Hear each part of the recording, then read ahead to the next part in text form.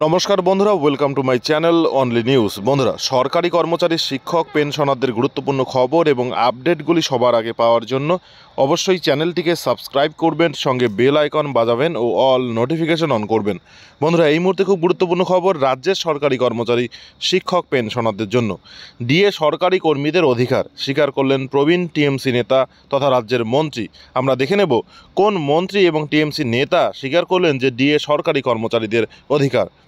দেখুন, প্রবীণ তৃণমূল নেতা শোভনদেব চট্টোপাধ্যায় মন্ত্রী, তিনি কি বলছেন, কি করে বলবো ডিএ অধিকার নয়।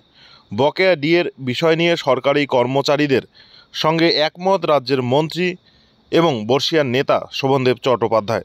তিনিও মনে করেন ডিএ সরকারি কর্মচারীদের অধিকার। একটি সভায় রাজ্যের কৃষিমন্ত্রী বলেন, আমি দীর্ঘকাল ধরে ট্রেড ইউনিয়ন করি, আমার রক্তে ট্রেড ইউনিয়ন। কি করে বলবো ডিএ আমার অধিকার নয়? নিশ্চিতভাবে এটা অধিকার। জিনিসের দাম বেড়ে গিয়েছে, ওষুধের দাম বেড়েছে, বাঁচার জন্য ডিএ তো বাড়াতেই হবে। ধন্যবাদ বন্ধুরা, ভিডিওটি দেখার জন্য। সঙ্গে থাকবেন অনলি নিউজ।